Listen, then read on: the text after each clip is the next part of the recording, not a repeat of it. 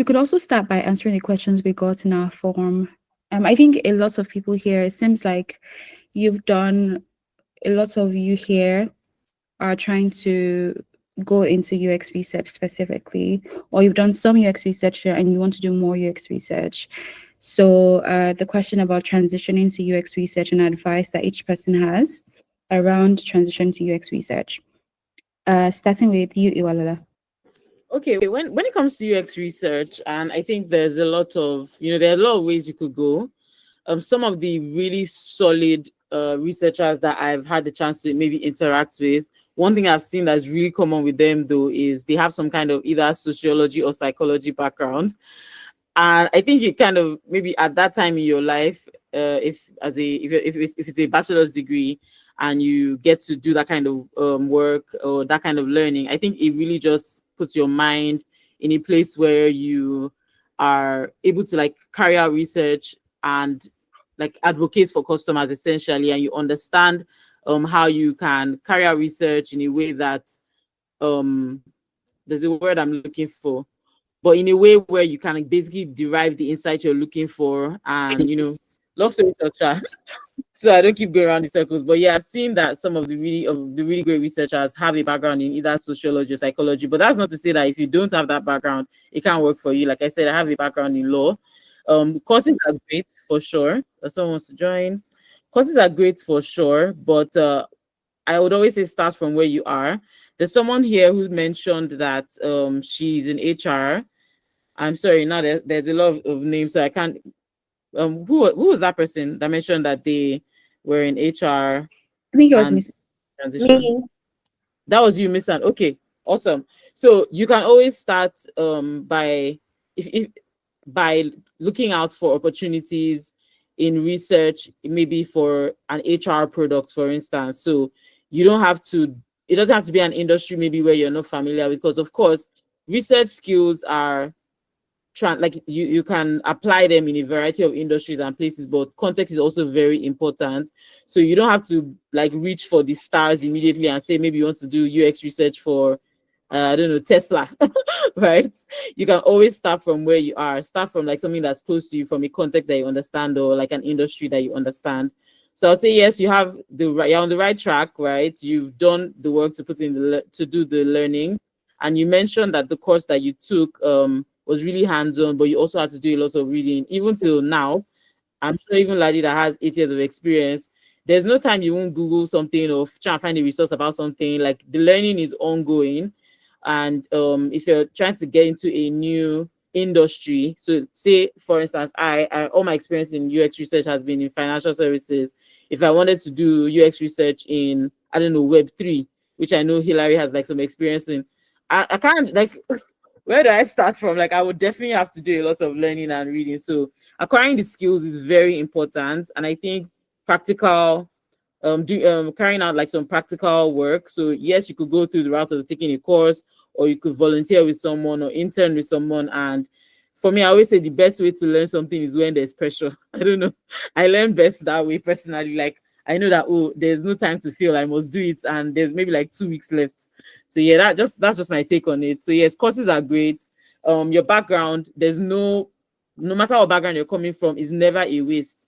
If for instance me, I studied law and I say, oh, I want to work in UX research for, I don't know, a legal tech product, now I'm well positioned to do that. So your background is not a waste. Courses are great, but practical experience is even greater, and the learning is ongoing or continuous. Yeah, I hope I answered that question. So I agree with Iwalola about how like the easiest way to transition that I found that has worked for like a lot of people that I know is in an industry that is close to your existing background and experience. So like if you have medical background, work looking to work with like medical focused startups in whatever sense that is, because you have industry knowledge, which is a benefit. But you don't always have to have that. You can actually also work in an industry that you don't have a strong background in. So like Iwalola as well, from law to working in financial services, UX research. The important thing about it is to basically just do everything that you can do. I think that if you focus so much on like what is the ideal way to transition, then you don't actually do anything because there's no ideal way. You just have to like sometimes throw things at the wall to see what sticks. So there's nothing that stops you from applying to roles in organizations that are not in industries that you have experience in, while at the same time applying to roles in organizations that you do have experience in. So it's not one or the other. There are things that you like attack on multiple fronts basically to see what sticks in the end. And then definitely doing like there's only so much you can learn from taking courses and reading online and learning. If you don't actually do something, there's no evidence of your knowledge, basically. Or it's harder for people to accept that you know the thing if you, especially with something like research, like things that are these are practical things where people want to see the work that you've done. And it doesn't have to be in a professional context. It can be a project that you did by yourself or you did with your friends or whatever. Just have something that you find interesting. And it doesn't have to be it doesn't have to, you don't have to work on a real product. Why did I forget how to say the word? A real product. You can come up with anything. You can work on something. If there's a thing in an app that annoys you, maybe an app you use all the time, and you're like, this is very annoying. Do a research project around it to see what you can do and how you can, if you were on that team, how you would fix it and so on. So yeah. Also keep in mind that job hunting is always a challenge, especially in this market. This is a terrible market that has still not recovered like in past years, although it seems to be recovering. But yeah, take it easy with yourself as you try to transition. Can I add something there? Oh, Hilary, so did you want to go ahead? No, you can add what you want to add. Okay. See. So I try to look at research from an interesting lens. I know it can all sound very serious and one thing or the other, but essentially what research is making decisions and with context. That context could be data or insights, right? Or it could be about learning something and you are gaining context, you're putting in the work to derive insights from whatever information you have available to you. You're able to make like confident decisions, right? So you can apply it to like various things around you. There's this YouTube, I watch YouTube a lot. There's this YouTube show called Pop the Balloon or Find Love by Arlette Amuli. Do you get who watches that, please? The one by Arlette Amuli, not Danon's Mirage. That one I just see the clips on TikTok and whatnot. I'm like, what's going on here? But you know what's been so interesting to me? I actually feel like this is an amazing way to kind of like, if I had the time, I would probably do like an analysis of how are people making decisions on who to go on the first date with. To me, this is almost giving focus group. It's almost giving focus group. I'm almost like, oh, so if I was already thinking, oh, I want to know, does height play a factor into, I know, yes, we hear he's too short, okay, he's too tall. For instance, are women more likely to, say no to a guy because he's of height preferences, or are men more likely to, or do men make decisions more on physical appearance? I feel like this is a fantastic way to get this kind of insights. Long story short, let's look at research from like an interesting lens too. Yes, I know it's serious. Yes, I know there's data, there's quantitative, there's qualitative, but also is essentially just making decisions confidently with data and insights. That's the way I look at it. So all that is to say that yes, it's serious, but also it can be fun. Totally agree. So I'll get to you. I do want to Yeah. say that I also think it's important to know how to. So, for example, Miss, you talked about your HR experience, and then some people on here have design experience, but you need to tap into your transferable skills and know how to sell that, because in this market, there's no, like, I understand feeling imposter syndrome or feeling like you don't know what you're doing, but you can feel that internally and just try not to make sure it exudes in your interviews or who you're speaking with. You've been leading people for people and culture or the human resources department for years. And I do think that there are lots of transferable skills that you could tap into and know and use that to sell yourself. Whether it's I understand people because I've been able to do so, and so I know how to convince people or senior stakeholders to get things done or to do this. Just tapping into that in a way that they know that when you're coming in, you're also coming in with your own unique value proposition as a person, sort of treating yourself as a product. When I first started, the market wasn't even this bad, and I was doing lots of work where I was doing my own personal project. So I would try out different apps. I was on Product Hunt every single day at the time, and so any new app that popped up on Product Hunt, I would try it out, and then do like a case study, depending on the one I liked or the one I felt like I wanted to do a case study on, and then send it to the founder and be like, "This is why you need a UX researcher. This is why you need me." I would go for tech events and sell myself, even though I had no UX research experience. It was just mainly me bringing in my market research experience, plus also just all the projects I've done on the side as well, on my own independently. But you just need to know how to sell yourself. You just need to know what exactly it is about you that sets you apart from other people. And I feel like everyone has that one thing that sets you apart. You don't need to have it. And also sometimes you might need to do, I guess in this market as well, I would say you probably need to do a bit more work, whether it's volunteering for a project. So for example, right now I run an organization called Her Synergy Tribe, and we're doing a mentorship program at the moment where people in my or in our community are mentoring more early career women. And I was like, you know what? I feel like these early career women, it would be great for them to have a real life project in their portfolio, especially the ones in design, research, and engineering. And so what I did was, we're trying to build a new website for Her Synergy. So let's do it with these mentees. And Marabella is actually one of the mentees. She's one of the people working on it. And now they have a real life project that they can say, oh, I actually worked on this. And we're doing this as a team. We have sprints 2 times weekly. We have sprints on Tuesdays and Fridays weekly.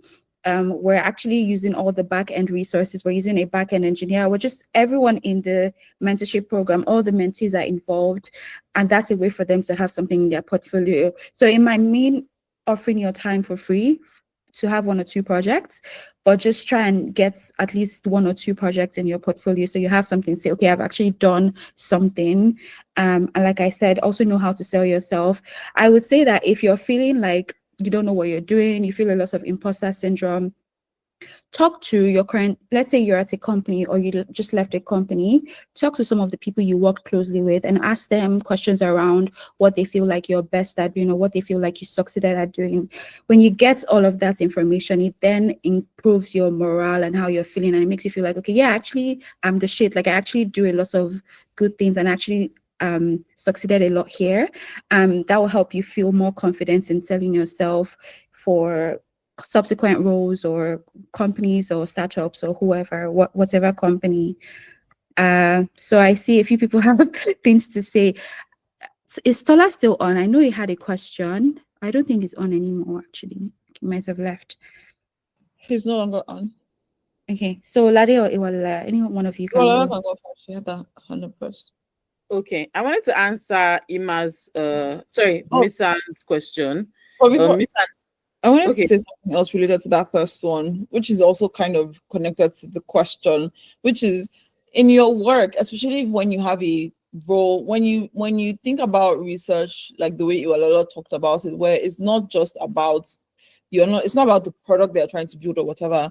It's about helping you make a decision. And you do this in your everyday life. If you want to buy a new phone, if you want to buy a new laptop, if you want to whatever, you do a lot of insight gathering to make that decision.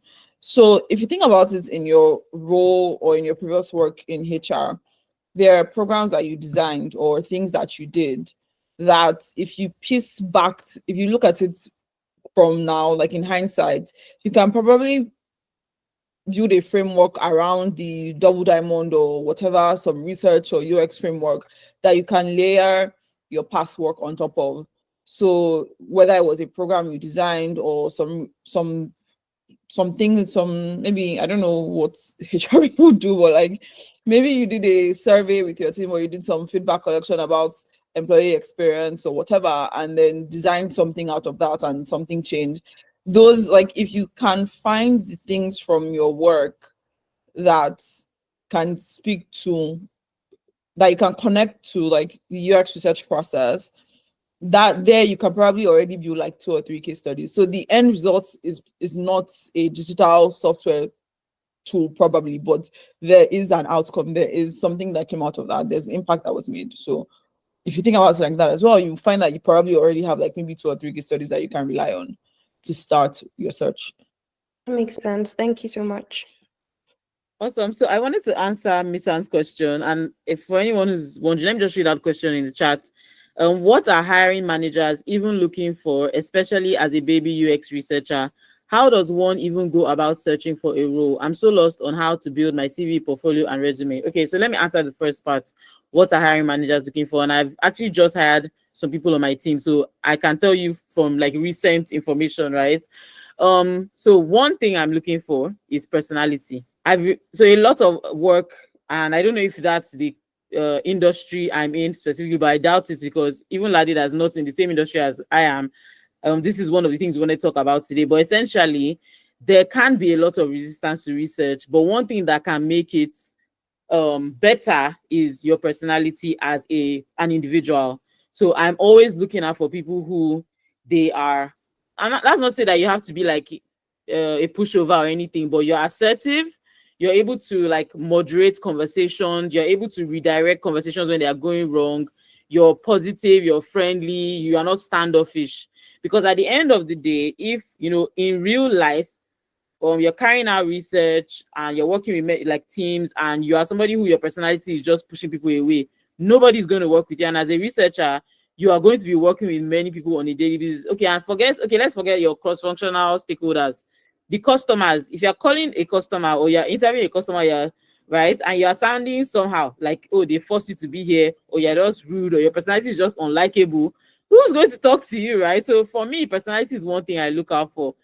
Maybe it's bad, but I'm telling you the real truth. The second thing is what I'm looking out for. I'm not necessarily looking for how many years of experience you have, but the grit that you have. Now, the real truth is that, and if I say this now, I know some researchers will fight me, but I personally feel that anybody can carry out research, but not some people obviously can definitely do it better because they've developed the skills. They know how to like maybe doing sampling of customers, or they know how to like maybe apply certain methodology better. But I generally feel that everyone can carry out research. Just like Lade said, you want to purchase a phone, you are doing research, you're watching YouTube videos, you're going on websites and all that, right? So that's just some very basic research skills. Even like, for instance, think about a startup that maybe has just 2 co-founders and maybe 1 extra person. There's no researcher there. They're able to scale and everything, even without research, because a lot of the work they're doing is research. They're tracking how their early customers are behaving. They're seeing what's making their early customers happy or unhappy. They're seeing what's going to work for their what needs or what pain points their customers have, right? And they solve those problems to scale. So if you can see, they are definitely doing some research. But essentially, what I'm looking for is someone who has developed that grit. And that grit is not by how many years of experience. It could even be that you've worked on one very, very hard project. And because of that, in fact, you know all the ins and outs. You're like, let's not do this. It's not going to work. It's not going to give us what we want, right? Let's try this other method. The third thing I want to say is, I want to see that you have that experience that comes from failing. And what I mean is, if I'm speaking to you and I'm telling you, oh, tell me about maybe a recent research project that you conducted, and all I'm hearing is it was amazing, everything went well, blah blah blah blah blah. I want to say, okay, what went wrong? Because it's not possible for nothing to go wrong. I don't think I've done any research that maybe the insights were just not what we expected, or they weren't as robust as we expected, and everything went perfectly. There's always something wrong. Maybe some participants will drop off, or maybe you forgot to record an interview, right? So many things can go wrong. So, and there are 2 ways to build that experience, right? One is by actually gaining the experience. 2 is by following, reading, digesting content and messages and whatever books around that. I love the researchers on LinkedIn. They are always posting something, and I'm always like if I literally open LinkedIn, the first thing I'm seeing, somebody has posted, templates. I'm like, oh, thank you. I may not need the templates today, but like I'm gonna have it for whenever I need it.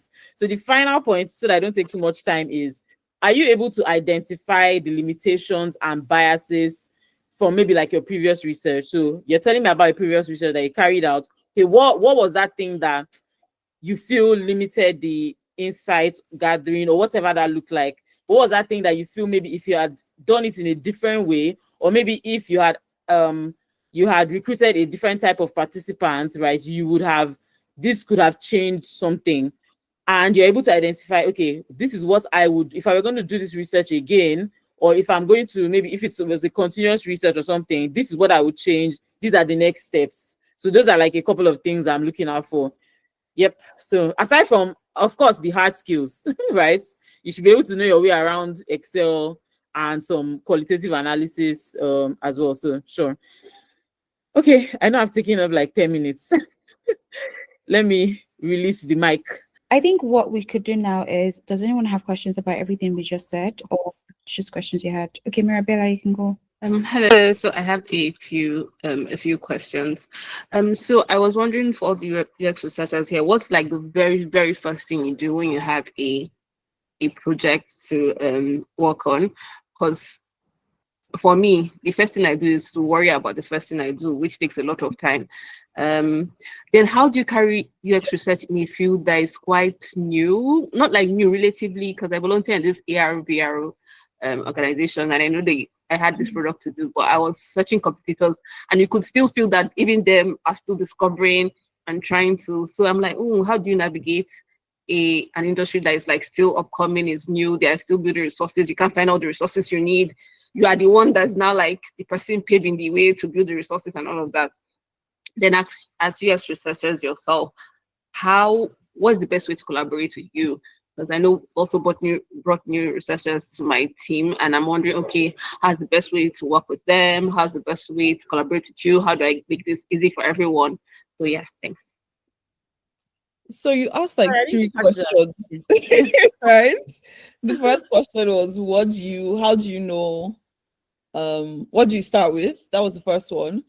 How do you collaborate with other researchers? And then what was the third one? Or was that it? The third one was like researching in a field that is relatively new, sort of. Okay. And you mentioned AR and VR, right? Yes. Okay. So the first one, what do you do when you, okay, now let's do that one last because that's plenty. Working in a new industry. So AR and VR is not new like that. So even if it may be new in the context you're in, but what you can do is do a lot of research online to see what are people in other places doing with AR and VR research. I would argue that AR and VR is probably one of the more research spaces when it comes to new technologies, quote unquote, because you have to forget about industry, go and look for academic research. In lots of universities across the world, people are constantly, daily publishing research around AR and VR, best practices, what to do, how to build it.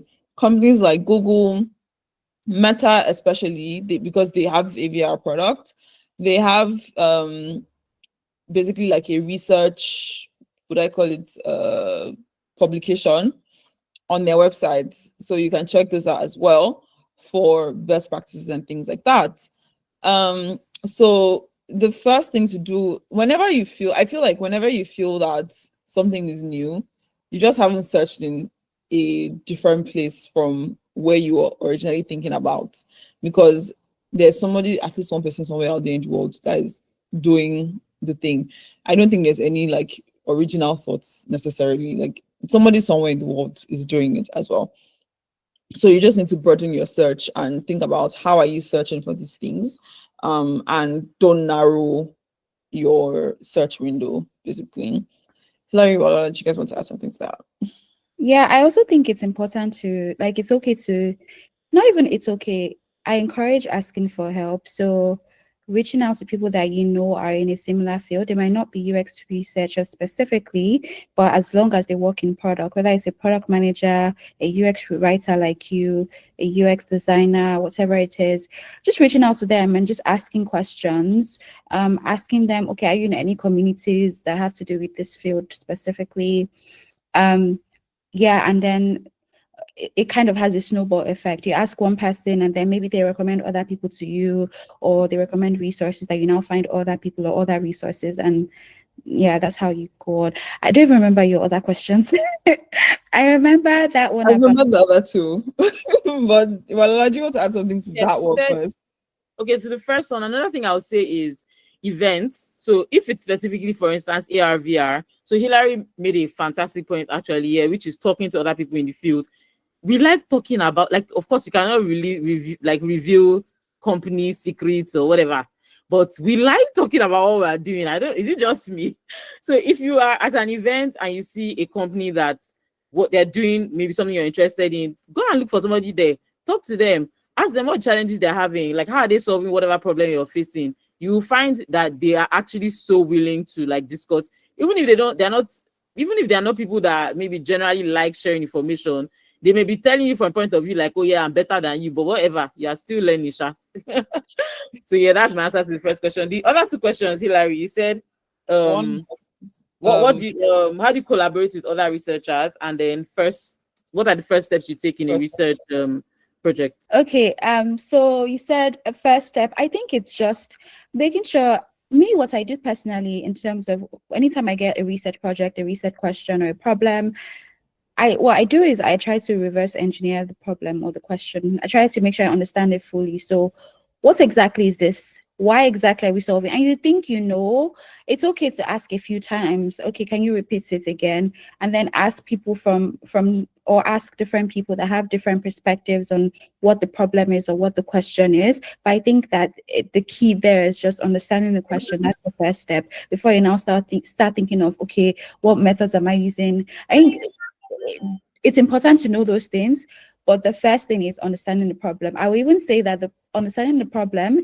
is more important than even thinking of the solution instantly, because again, as a UX researcher, you're not even thinking of the solution alone. You have to work with the product manager to come up with solutions in most cases and make sure that those solutions are viable. So it's up to you to make sure that you understand the problem from different perspectives. When I say different perspectives, I mean different stakeholders on the team, if you have time to speak with them, or if you have time to just ask them questions via Slack or however you communicate with them.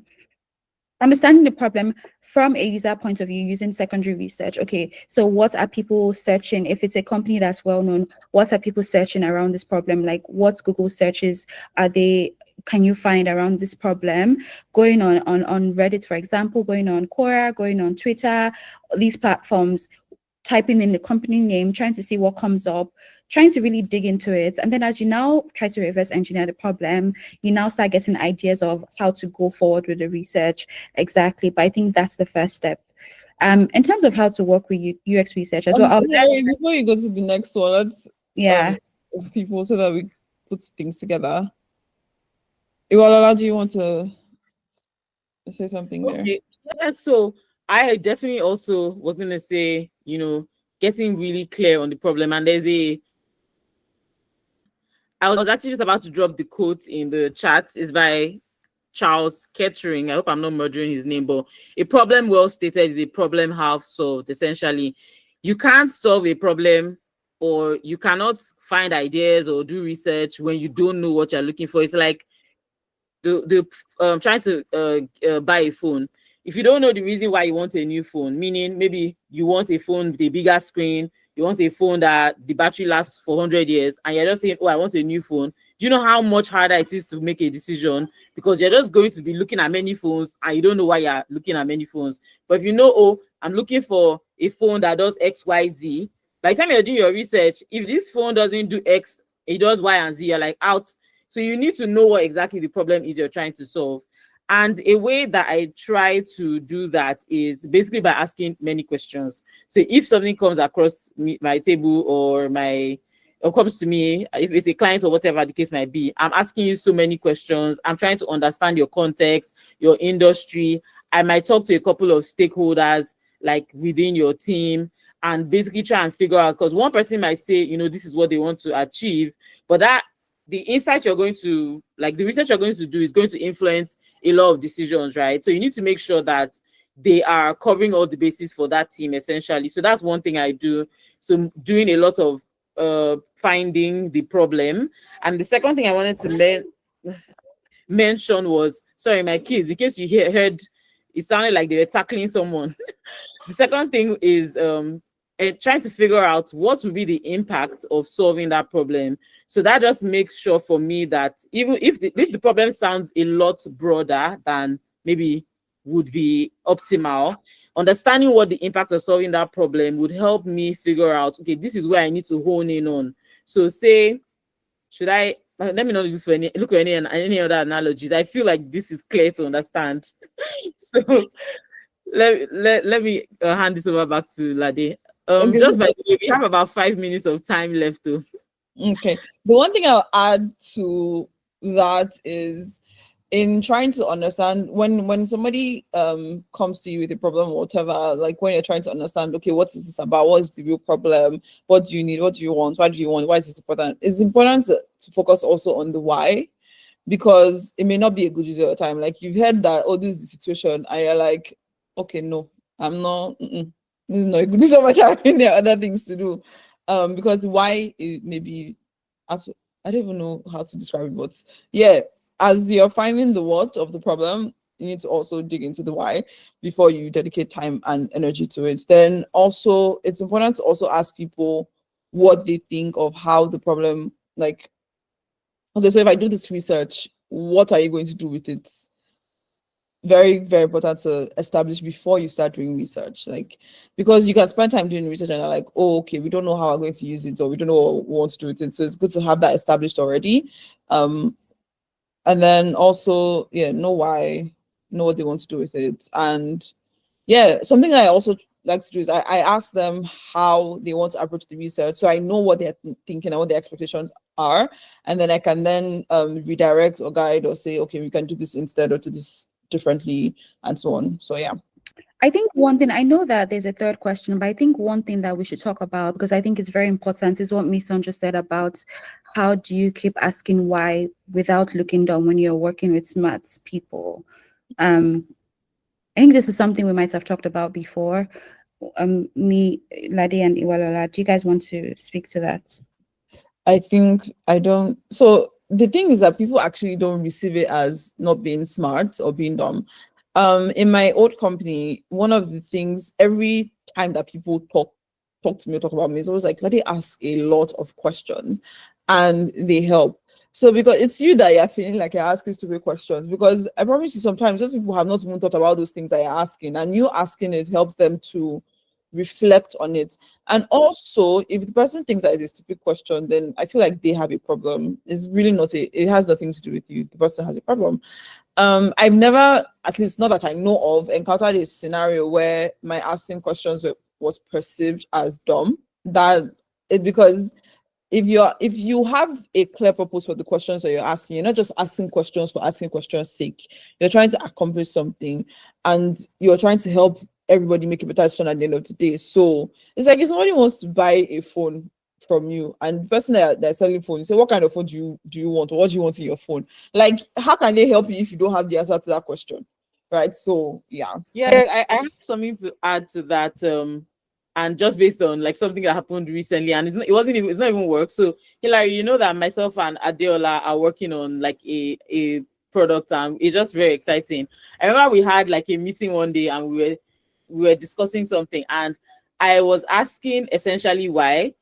Side notes, asking why, and I know we've all heard about the 5 whys. Doesn't necessarily mean that when someone says something, you say why and why.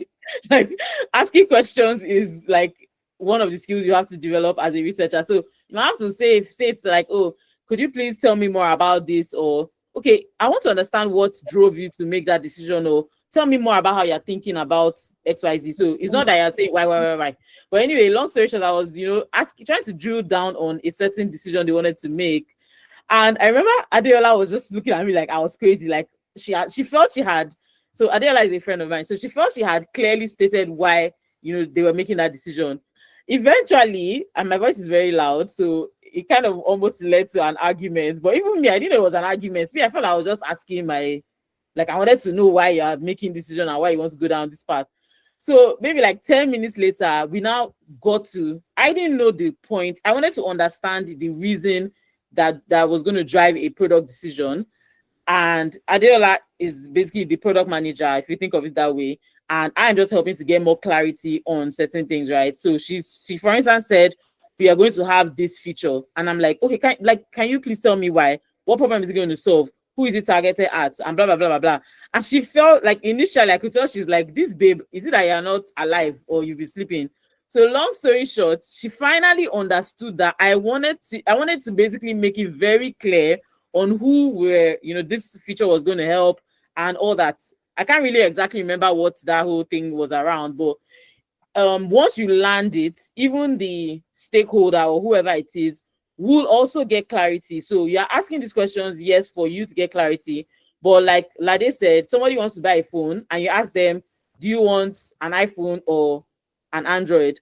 And they have to answer that question, because otherwise you guys are not going anywhere, right? So yes, you might even come out looking dumb initially, but as far as you have, like Lade said, there's a purpose behind the questions you're asking, and there's still some ambiguity. Like you're basically trying to get clarity. Then, my dear, you're on the right track. Yeah, I also want to add that again, like, don't be afraid to look dumb. Don't care about what people think about you.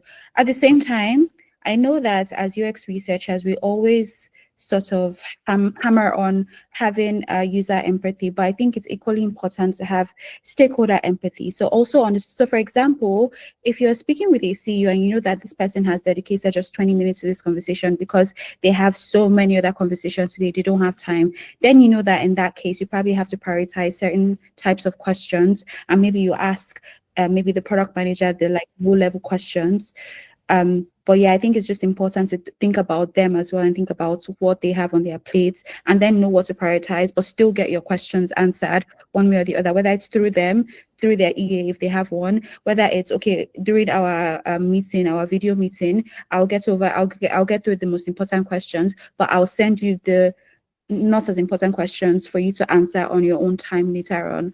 Just finding these ways to make lives easier for people as you're asking them questions. Yeah, and to layer on that, I think it's very helpful to templatize things. Like for me, when people come to me with a research request, I have a template that I just send to them. Like, can you fill this out?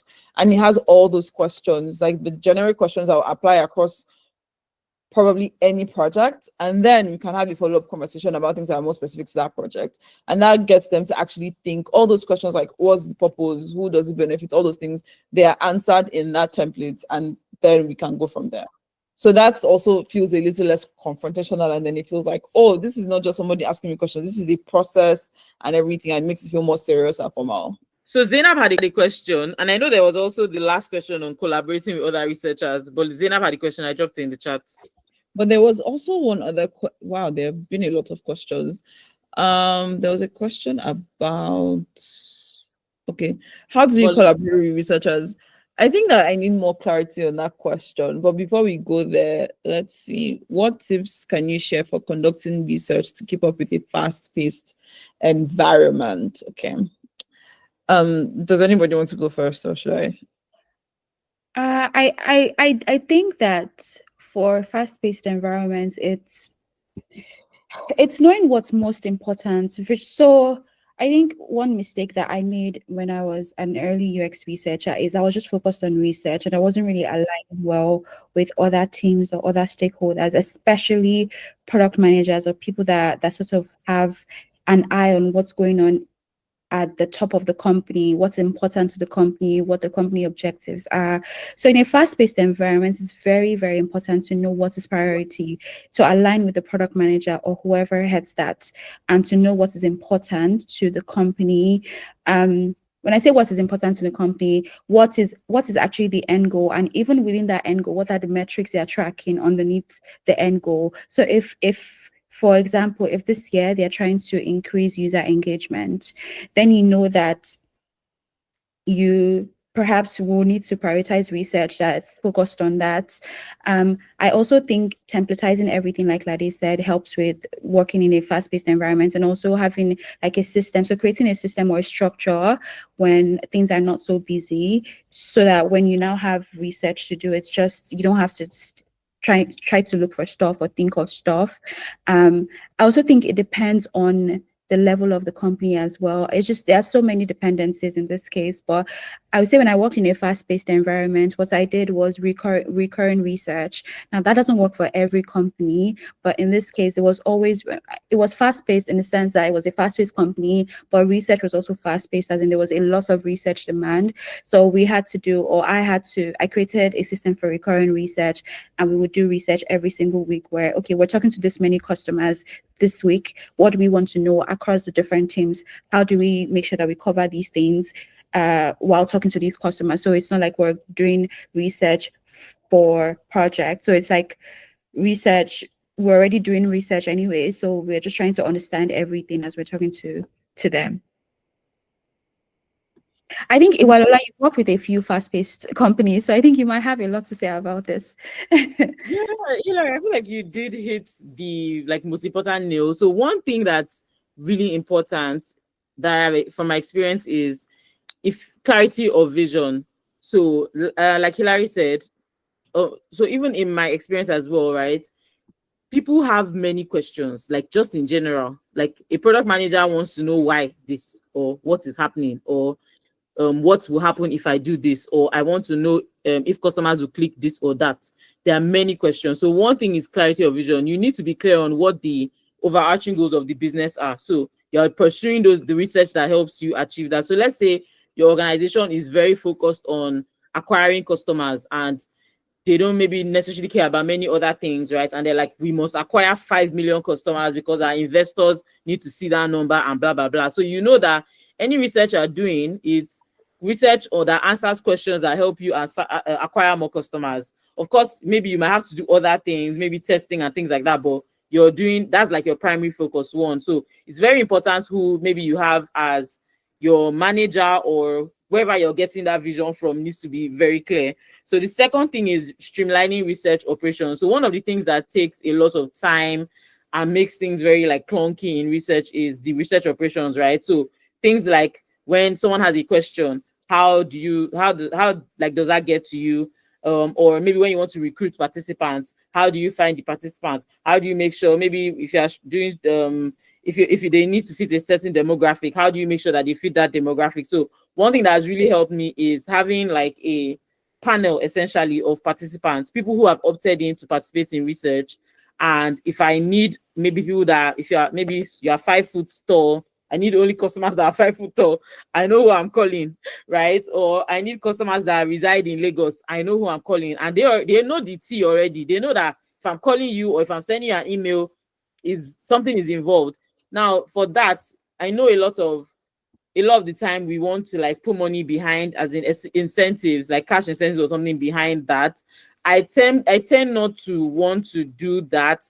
But I mean, sometimes in fast-paced environments, if there's money, let the money talk, and it helps you things happen faster, right? You won't have the case of maybe you recruit participants for interviews and they don't show up. If you've already promised them an incentive, right, then yeah, that's not likely to happen. So other points, outsourcing if necessary. So you might need to outsource certain things. If you are the only researcher on the team, you're only one person, they should not kill you, right? So you might need to outsource certain things. The third thing is having a plan for the research you intend to carry out. So yes, like Hilary said, continuous research is fantastic. It's great to have a plan. I usually call it, a rolling research plan essentially. And what the goal of that is, we are talking to customers all the time. And another thing I try to do is I try to maximize the insight I get from every interaction with the customer. I don't want to call a customer today and then find out tomorrow that maybe I had an interview with the customer today and find out tomorrow that another product manager had a question for the same type of customer I just spoke to. My brain might explode, right? So if I've communicated to all product managers I'm working with that every Friday we schedule calls for the next week. If you have any questions or have any blah, blah, blah, these are people who are talking to next week. Drop your questions now or forever hold your peace. But not exactly in that manner. But yeah, communicate that. And then keeping track of things. So if it's a very fast-paced environment, something that's likely to happen is that you will get burnt out. And you don't want to get burnt out and then maybe you are you need a break, and then your manager or your stakeholders are looking at you but madam, what have you been doing? So make sure you are keeping track of everything you do, because one, yes, it helps you know that, okay, the environment is fast-paced. I'm doing, there are times when you're doing many things, but then it now feels like you're not doing anything. So keeping track of it. So it could be, I usually have like a dashboard for my team where we are seeing all the work that has gone on, even the ones that maybe, you know, there are times when you'll be carrying out some research and then one orga at the top will now come and say, oh, don't bother, we're just going to go this way. Yes, okay, fine, it's blocked, but I did 50% of the work. I'm sorry, you cannot take it away from me. It's in my dashboard, I can see it there. And it also helps you to advocate to get maybe more hands on your team. So you've probably seen that maybe in a quarter you did like, I don't know, 10 huge research projects, and this has been the impact, this has been the return on investment for the organization. It might not be a number, it might not be that, oh, you acquired 1 billion customers, but it could be that, oh, you improved certain processes, or you helped certain product managers make certain decisions. All that is inside that dashboard. So by the time I'm submitting this thing every quarter to my orga or whoever, my line manager, they are seeing that, okay, yeah, these people are putting in work, we should not kill them. And I'm able to make the case and say, oh, I need extra 2 hands if you want me to be able. So these are, and then I also try and document research that I refused, essentially, so that they're able to see that, okay, maybe for every 10 projects, there's like 20 that fall by the wayside, and they're also maybe important, but maybe I had to prioritize certain other things. Final points. Yeah, so I think I've covered everything. So clarity on vision, streamlining research operations, so essentially templates, documenting what your processes are, outsourcing if necessary, having a plan for every quarter, keeping track of like all the work you do, continuous discovery, and then making the most of every interaction with, you know, research, every interaction with customers. So if you have, instead of asking one customer one question for one piece of research, gather all the questions together and ask that one customer 5 questions, and then you have 5 different types of insights. So yeah, that's it. Thank you. There was a question, I found the question I was trying to find from Ima about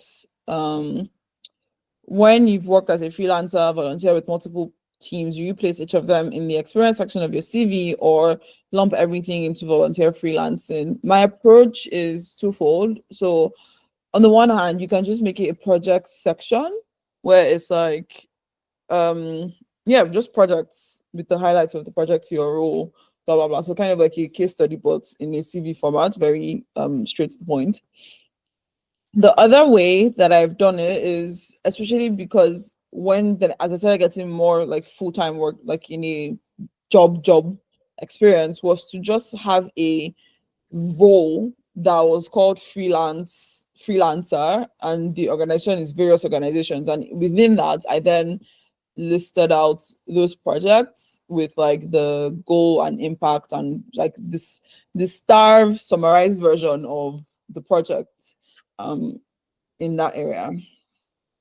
Hilary, do you want to share something there, because I know you do your freelance?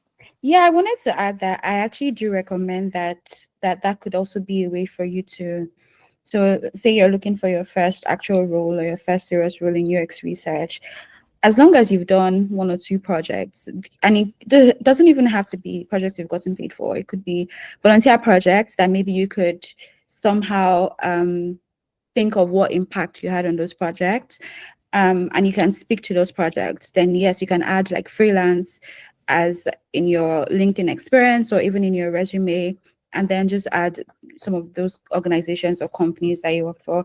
It's something that I also just found out that different other professionals in other industries, they do, just to sort of have something on their resume instead of leaving nothing there or just saying, oh, I was learning UX research there. No one wants to hear that. So it's just have freelance there, and then what projects you've worked on or companies that you've worked on.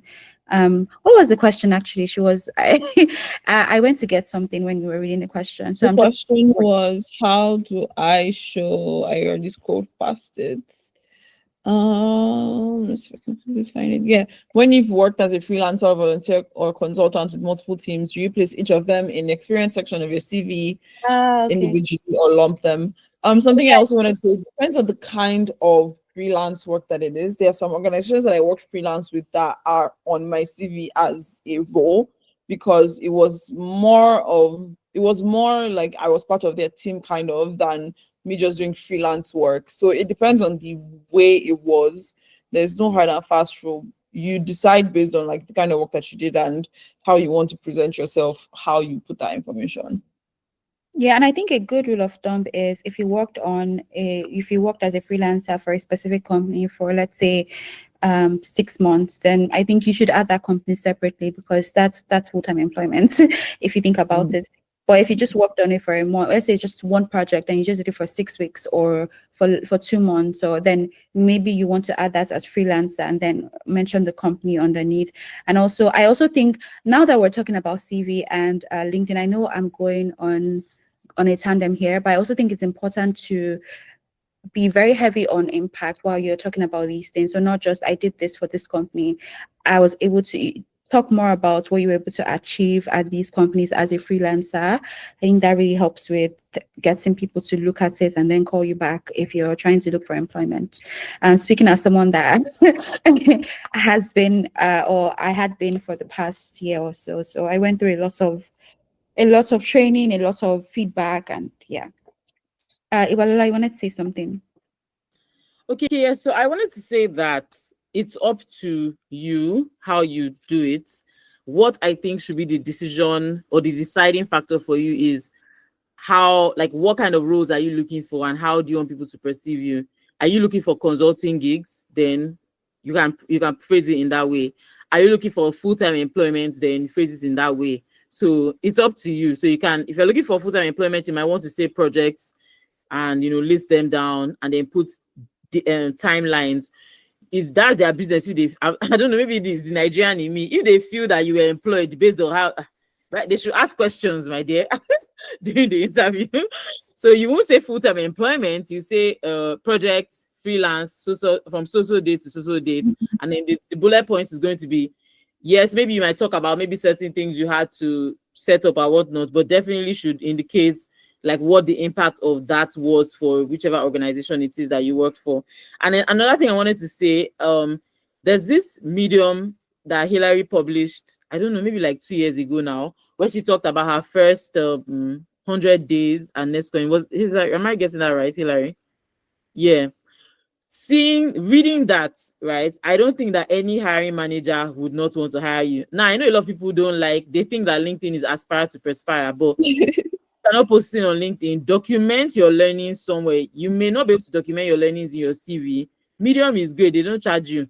What else? Substack is great. I think it's just a really great way for people who are interested in you as maybe an employee or whatever to learn more about you, because there are times when they want to make a decision on like 2 people and they may not necessarily want to call you for another interview or whatever. They might end up stumbling across that thing you wrote and learning more about you than what they didn't see in the interview. So that's just my 2 cents on that. So yes, don't post aspire to perspire if you don't want to, but definitely document your learnings somewhere and try and make sure you communicate that somehow during your conversations or interviews. So Lady's hand is up. So Iwalola just started something that I am very, very, I don't know, I don't like saying the word passionate in context like this, but very, very whatever about. And that is the importance of visibility in your job search. Every single job I've gotten, with the exception of my last job, I didn't apply to or barely interviewed for, because people reached out to me from, whether from talks or from something I wrote or whatever. And my last job, one of the things that they kept talking about was my Notion page. Actually, that Notion page came up a lot in that interview, and it has come up in so many places. And so it's not, and when I was sharing all these things, when I was posting all these things, it wasn't because of like, oh, I was looking for Iwalola, please. It's not because I was looking for a job. I was just sharing, and that's why it's important to find where you're comfortable on.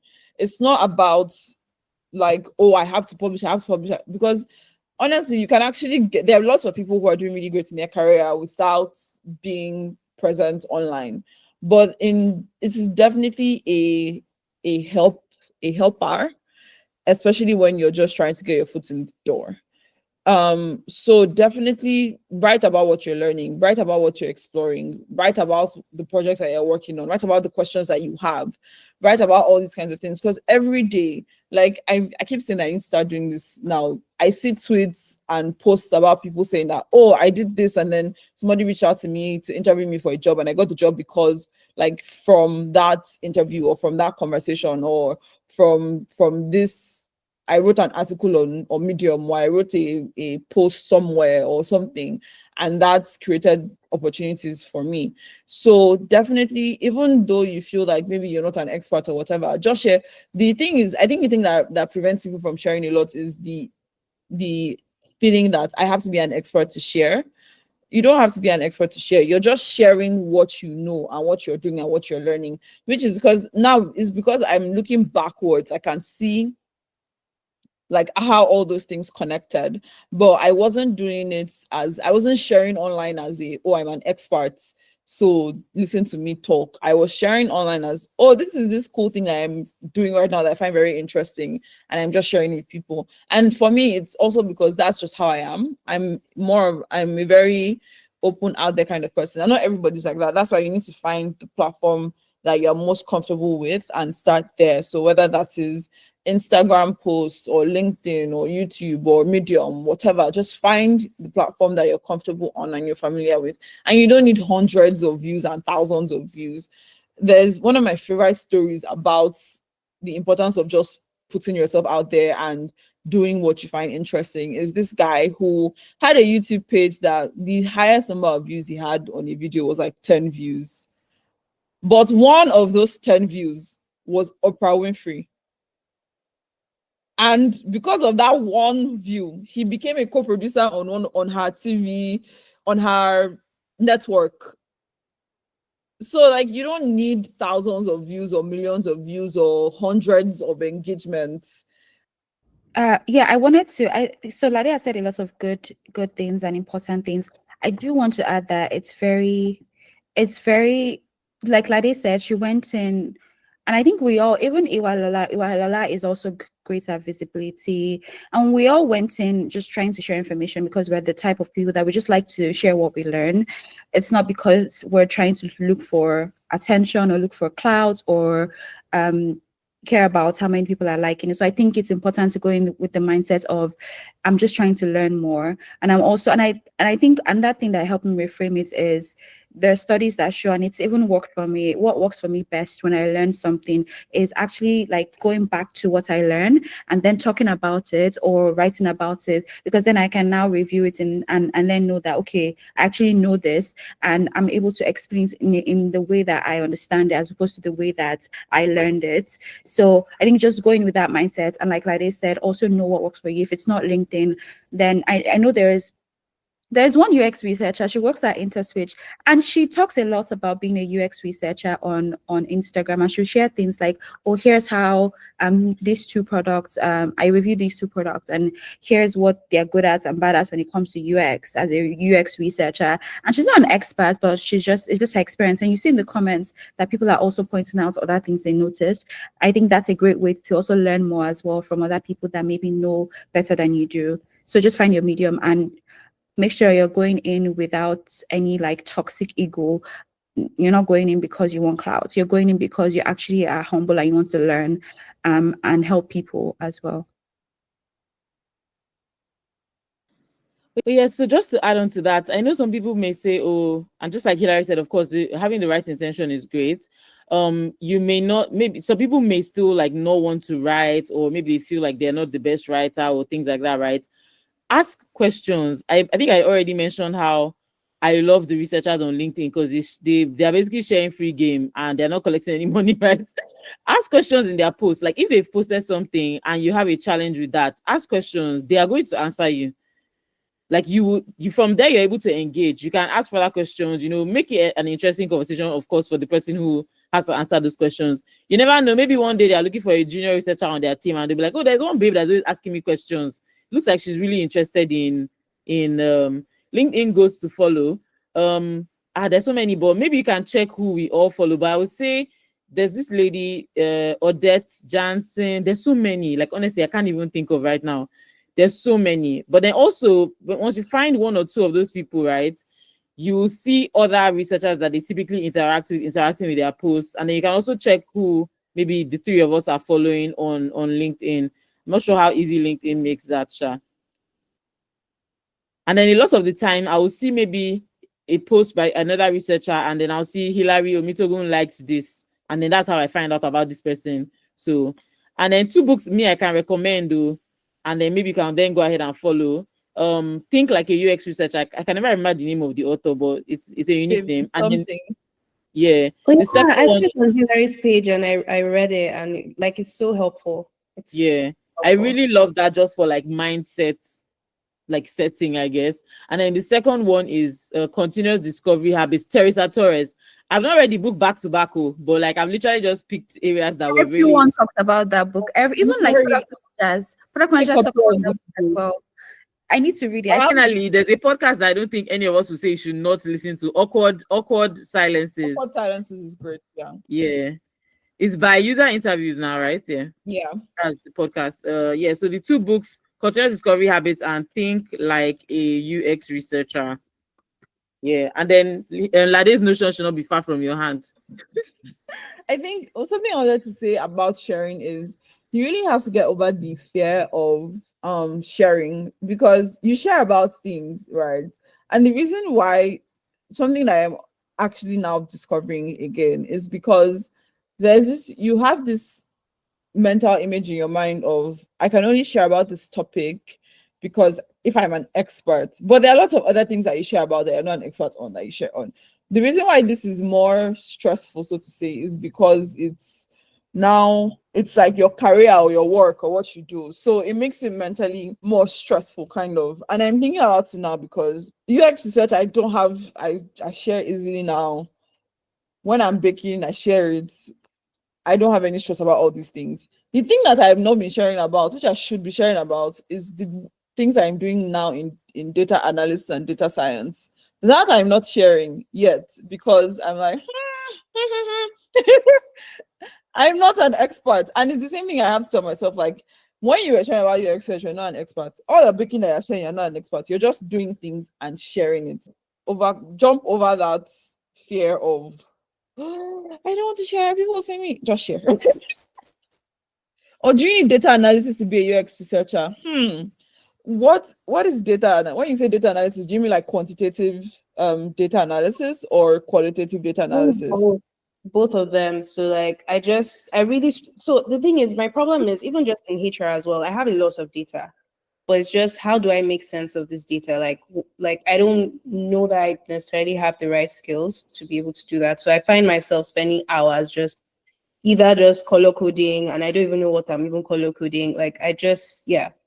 So do you actually need data analysis, and what's the best way you found that you've employed to analyze data easily? Well, to do research, you need to be able to analyze the data, whether it's quantitative or qualitative. You have to develop the skills to do it, and it's by practice, like we said from the beginning. Like, all these things you learn by doing. So there are methods, there are approaches. So with qualitative research, for example, the most common way of doing it is thematic analysis, and there are many ways to do thematic analysis. You can do thematic analysis by doing an affinity map. You can do thematic analysis by doing like what is called thematic coding, which is more used in academic context, but you can also apply in UX research. You can do, there are different ways. So what I would advise is reference the Notion documents. There's a section on analysis, and read those things and then try to do them. And that way you become more comfortable. You can't effectively do research without doing proper analysis. Okay, can I add here? So we'll be running up in a few minutes. And I know this is a question that every researcher has. Should you have data skills? And there's a lot to do. There's a lot about data than just analysis. And I know that Lade, our resident data analyst now, would know that, right? But as a researcher, you should have quantitative skills. You should be comfortable in an Excel. And let me tell you, like I've said, though, the best time to learn how to do something is when you have promised people that are going to do it. My dear, you will find out. You will figure it out that day. There's so many YouTube videos. There's so many YouTube videos. that literally walk you through how to do VLOOKUP, how to do pivot tables. There are so many, like just go and check that out. But one thing I really found has helped me with my analysis actually is looking at other people's outputs from their analysis. So, because obviously we're never really going to get to see the rough behind the scenes, right? So I love looking at reports. I'm like, oh, this is a great way to like look at this. I could actually apply this in my next, project or whatever. So yes, that's one thing. If you are, and then I think someone asked a question about how do you collaborate with other researchers. If you are working with other researchers, you guys can take a look at how you've done your reporting or analysis in the past, and you just see that you will learn one or two things from each other. So yes, develop quant and qual skills. For some people, they like doing qual analysis in a group. Some people will actually, even though maybe they may say they hate qual analysis, but then realize that maybe they just don't enjoy doing it in a mirror board or a fig jam. Maybe you prefer doing it with like sticky notes in person, and it will just spark your creative juices. But then, long story short is, I've also realized that analysis takes time. Sometimes it's just like if you're writing an article or you're trying to listen to a podcast, you're just not in the mood. Like, even if you force your eyes to stay open and look at it, it's not gonna happen. Sometimes sleep, sometimes do something else, watch something else that you like.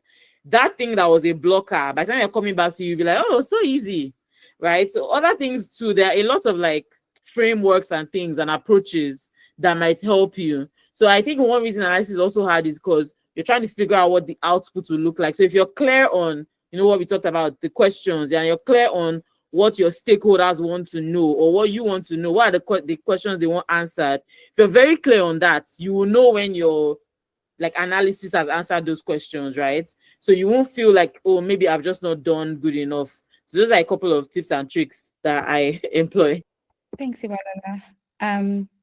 Very spot on. I agree. I also think that, again, I'm very huge on asking for help as well. So whether it's okay, you have to do 7 interviews in 2 weeks or whatever, for whatever reason, and you know that you cannot be doing a user interview and taking notes at the same time. Otherwise, you won't be able to think clearly to ask follow-up questions.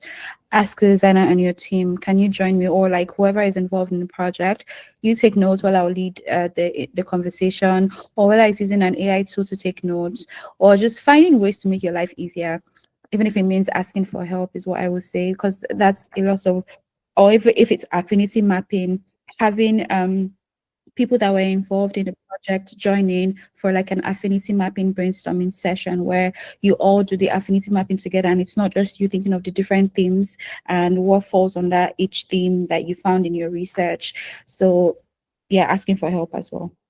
Oh, yeah, I forgot one thing, and I don't want to make anyone like a lazy UX researcher, but AI tools exist and help. Not with everything, but with some things. So even like, let's say you gotten stuck with like a quantitative analysis in Excel, you can like give ChatGPT all the context, explain everything, blah blah blah, and tell it to, maybe your formula is not working. Tell ChatGPT, this formula I wrote, please correct it for me. I don't know what's going on there. Right? So it will help. So it doesn't always get the answer right, but it will help. And then speaking of AI in UX research, that's one of the things we are going to be covering in a course that we're working on, right? But I think Lade wanted to say something. Yeah, I was just going to say that, like with analysis, it's very important, especially with qualitative analysis. Qualitative analysis is because it's not like, with quantitative analysis where you do 2 + 2 = 4 and you move on. It's more, I think the word is esoteric. I'm not sure right now. My brain is shutting down. But you should give it space. Sometimes you need to walk away from it and come back to it. And like with AI tools, I will be careful because yes, they are very helpful, but I found them to be more helpful with quantitative work than with qualitative analysis. So you still have to be, the most important thing when it comes to qualitative analysis is to be familiar with the data. So you have to familiarize yourself with the data.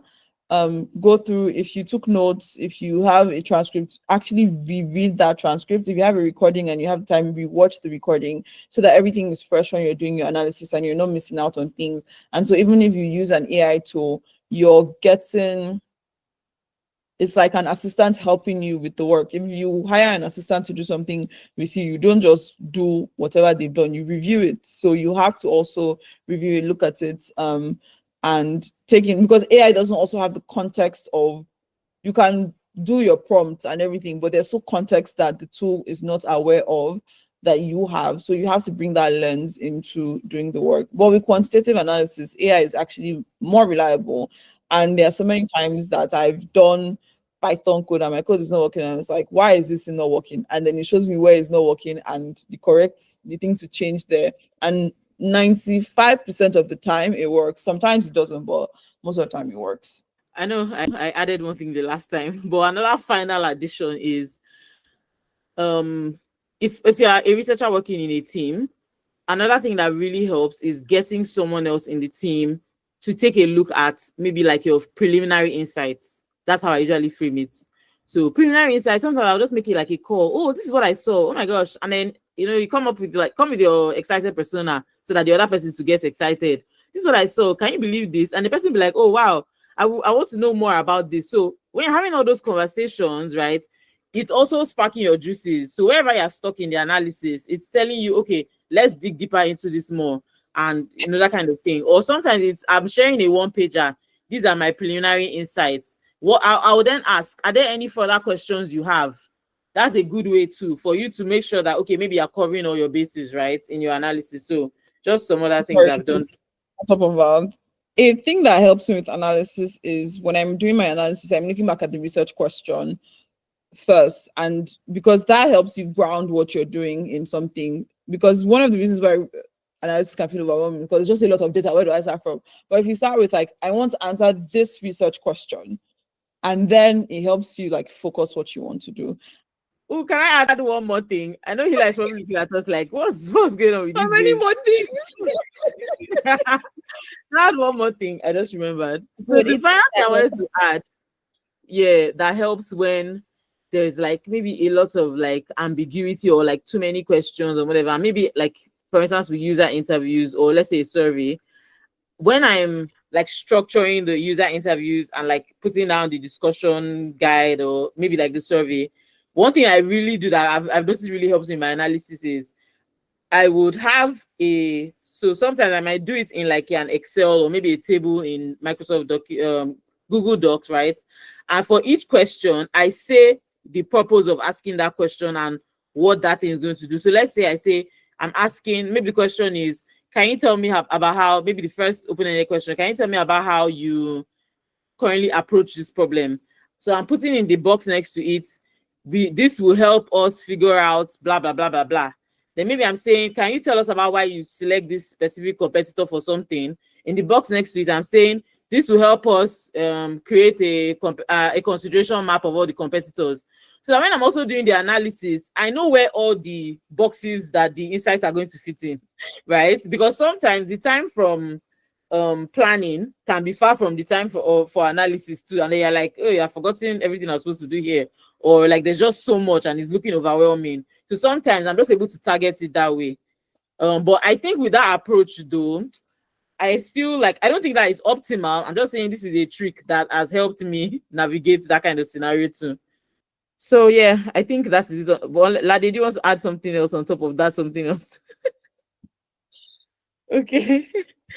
Yeah, so I don't think that any other questions are there. Okay, somebody joined later on. If I'm not sure, if that person like to introduce themselves. Natalia, would you like to speak? I know you didn't get a chance to introduce yourself earlier on. If you're able to speak, you can just introduce yourself, what you do, and maybe something you've learned from this conversation. Oh my God, sorry, I was muted. I didn't realize that. Yeah, sorry, I joined you a little bit later because I missed Google Meet link in the comment section down below. So thank you for this conversation. It was very insightful for me. I put down like 2 books, which one of you recommended, like Think as a User Researcher and Continuous Discovery. Also podcast Awkward Silence. I'm sorry, and earlier in the conversation someone mentioned like reverse engineering to question the request for the research, and also affinity mapping, and the last one like piece of advice to write down what these quotes from the interviews could be helpful further on for the team, if I understand that correctly. Speaking about me, I'm also a user researcher. I work with product teams in e-commerce, in marketplace. I'm responsible for the research in domains like analytics and prices and sellers account. Oh, nice to meet you, Natalia. Nice to meet Nice to you. meet you too. Sorry about the last minute change to the LinkedIn Live. No, LinkedIn Live no, is going that to was be just today. me, like the end of the day, so I wasn't very attentive. So yeah. Oh no, that was actually our fault. We tried to join and then realized that it wasn't working. So we're going to send a very haughty email to LinkedIn, the LinkedIn team. Thank you for joining. Thank you for holding this conversation. Thank you. Thanks. Hilary, Lade, do you think we should ask everyone maybe one thing that they learned from this and then wrap up from there? Sure, if people want to share, you don't have to, but if you want to share Yeah. something. If you want to speak, you can just raise your hand and then we'll just select you to speak. Or if you prefer to type it out in the comments, that could work too. And if no one speaks in like 2 minutes, just know that I'll be calling people out. So if you don't want me to call you out, you better just type it in right now. You people did not learn anything, so we've just been talking for 1 hour. Let me share so that Okay. Yeah, thank you, Miss. you're on the hot seat. Yeah, I learned so much, to be honest. Like I have a notes tab that I've just opened here and I was just documenting it. Like the page is full of stuff. But yeah, like I would say like the highlights of stuff that I've learned is pretty much like, and something I actually want to implement is basically how to sell yourself. So all of the tips that you've given in terms of utilizing like your previous experience and using that to create case studies. So for me, like I can think about like throughout my career, like sending so many surveys and all of the things I've helped implement in my workplace and how I can kind of craft that into like some case study of something that I've helped to solve. Super helpful.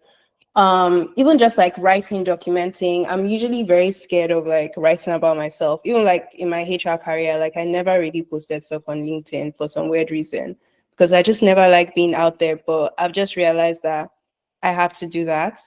And this is a great opportunity for me because like I'm starting from scratch. So like I can just do like you know, like the sky's the limit basically. So that's what I learned.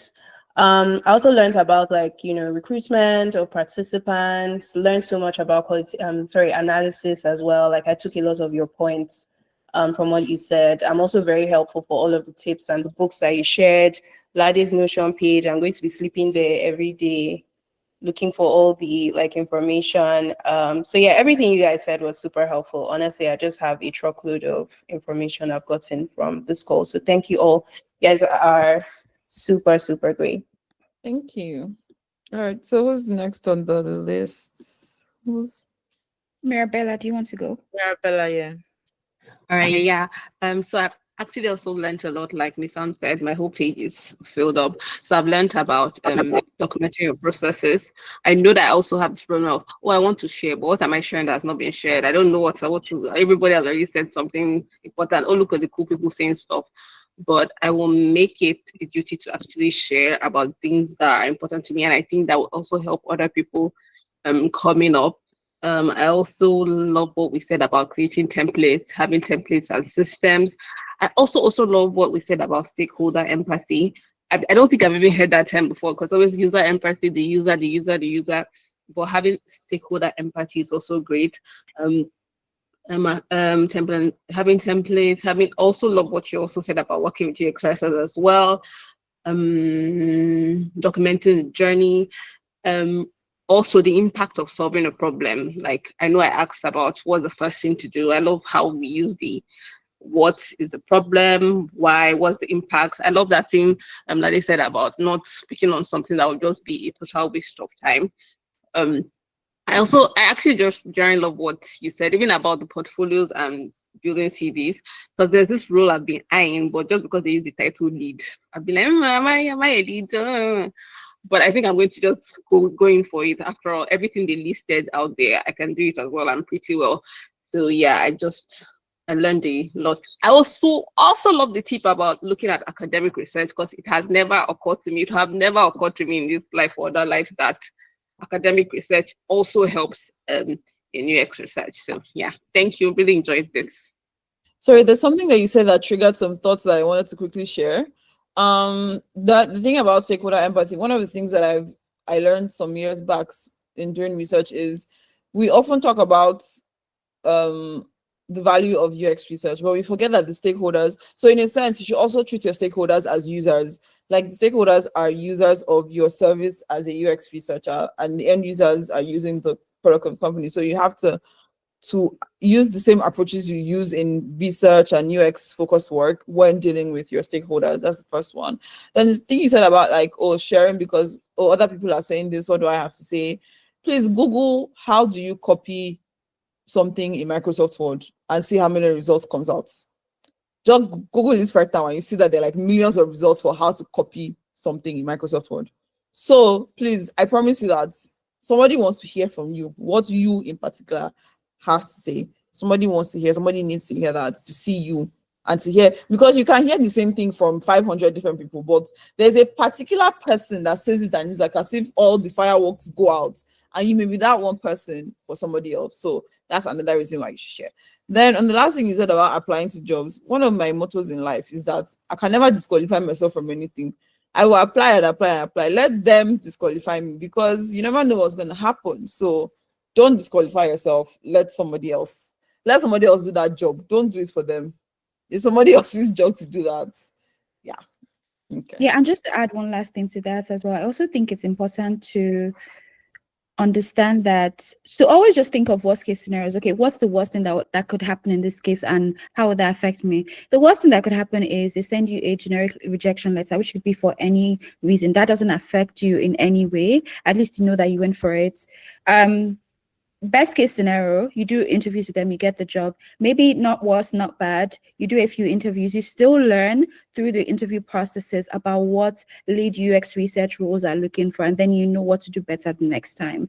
So that's how I personally think about everything as a learning experience. So I never ever see anything as failure or oh, this is a complete, it just didn't work out. It's just always a learning experience for me, and that has helped me reframe so many situations I'm in and what I do and how I even approach, whether it's job seeking or selling myself or going for things. It's just, again, like nothing they can say will harm you personally, won't do anything to you physically, or it's just a generic rejection letter that is sent to everyone and it has nothing to do with you in most cases. So that's just how I reframe these things. Well, did you have something to say before we go on to the next person? Yeah, so before the next person, so I just wanted to add, since we're talking about like job search and that whole thing, right? One of the fastest ways to accelerate your career is by having an amazing line manager. I don't know if you guys have clocked that. So when you are having interviews and whatnot, try and source out who this person is, how are they, like, and what benefits you would also get from working with them. I'm not saying go there and start asking them interview questions. How do you approach problems in the team? I'm not saying that, but like try and develop that rapport and basically ask the kind of questions that will get you the answers that maybe you want essentially. So interview your interviewer / your line manager, but not literally. Right? Yeah. So that's a tip for that. And then, like Hilary said, do you know that you can be declined or you can get rejected for a job because maybe your CV doesn't have, I don't know, some nice designs? Like it depends. Every team has their own various ways. Could be location as well. It could just be the most minute reason. So yeah, if you need to create a coping mechanism to tell yourself, oh, they rejected me because I'm not in the allocation, or they rejected me because just whatever it is, don't think about, just still apply again. So no one will tell you, oh, why are you applying for this role that is so advanced? No one will tell you that. So don't tell that to yourself. You can even be rejected because maybe the salary expectation you asked for is too low. And I'm actually being dead serious, because they'll be like, this baby is asking for this amount. Maybe she doesn't actually know her onions. It's so funny. Same way you can also be rejected because your salary is too high. So at the end of the day, just don't make it get to you personally. Yeah. So I guess the next person is Marvel and then Ima. Hi, good evening. I also got caught up in the whole from LinkedIn to Google Meet. I kept waiting on the meeting and everything, so I didn't come in from the start. But from the parts where I joined in, I think one of the things that I learned is the stakeholder empathy. Also, it was very like a critical point. It's not something I've heard before, and I think it's just a very valid thing to consider. And also, if I'll put it in context, like in terms of like research, like interviews, and also putting yourself in the place of like the research participants and understanding like the needs they have and like the context they are coming from so that you know how to even up to like how much time they have to give. That will help you like tailor your questions and move along with the research in the right way, knowing that maybe they don't have as much time as other participants does. Then also Lade's notion I'm sure I'm going to go through it for the rest of the evening. So thank you for that. That was like a great addition. And also about visibility and putting ourselves out there, putting out like sharing your thoughts basically. It doesn't have to be perfect, it doesn't have to be like scientific and all of that, but like sharing your thoughts um as you go along and sharing your journey as you go along to the point you're comfortable with basically. So I think that was also like a great point. Then the books you shared and the audio podcast, I think that's also like great. Then the person that raised the question about do you have to know data analysis as a UX researcher, I think that's also like a very valid question. It's something I've been thinking about. I've also like started up on data analysis. It choke, but sometimes I just it's still something I'm going to like give a go at, because I've been in situations where I'm lead on a project and I have to wait on the data analyst to give me what I need to, and presentation is close by, so I had to pick it up. And I think that was my first attempt at like thematic analysis. I didn't use in vivo or anything like that, but at least manually. But I think like going through that just made me see the need for like learning data analysis, so that sometimes you are not stuck on waiting on your data analyst. You can at least do a little bit of analysis on your own and get some of the insights you need to move along on some things. I think if for that reason alone, and I think I find it interesting also trying to uncover things from all of the data you've gathered. So I think that's what I would like to say I've learned, and it was a great session in all. I think it's very relaxed, and we are all learning together. I thank you for that.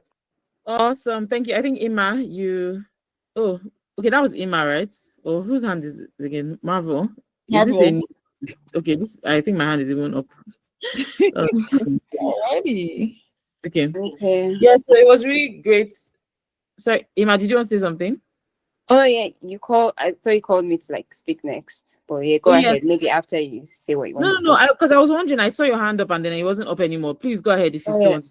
Oh okay. Thank you. So thanks, Hilary, Lade, Iwa, and everyone on this call, even for like the questions asked. It just like made me think of some questions I've had like in time past and everything. So what I learned from this is, especially for my question as well, like practical ways I can reflect my experience working in volunteering or freelance, and just experimenting with different methods, and also tailoring it to the job and how I want to present myself.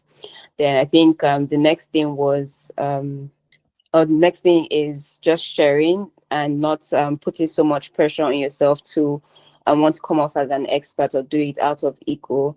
I benefited from sharing like so many times, but I think just had that break due to like school, how intense it was, and it's just like a push and confirmation for me to like pick that up for the new year. Or definitely not waiting till the new year, because I've started putting together some content. And I think one of the things that I was really burdened about was most of the projects that I worked on during my master's. There were a lot of teamwork, and some of them are even confidential. So even if I can't have them as case studies, I can still like share what I picked from them, reflections, and just like talk about it in a very relaxed way. And like Lade said, there's a way I can say something that it would like spark or just be very interesting to someone else. So though I have those case studies that seem very academic, I'm trying to like rewrite them for a more like relaxed and professional tone for LinkedIn or Medium, and seeing how to implement that into my job search strategy for the next year. Awesome, Ima. Thank you for sharing that. So I think that brings us really to the end of this. Lade, Hilary, am I omitting anything? I think Zainab hasn't said what she learned. Oh, Or maybe yes. Hilary did say she was going to come everyone in. has to talk. It's fine. Not everyone has to talk, so it's fine, Zainab. If you don't want to speak. Okay. Let's wrap it up. Thank you all so much for joining and for your really, really great, intelligent questions. I also learned a lot actually from you guys. So thank you.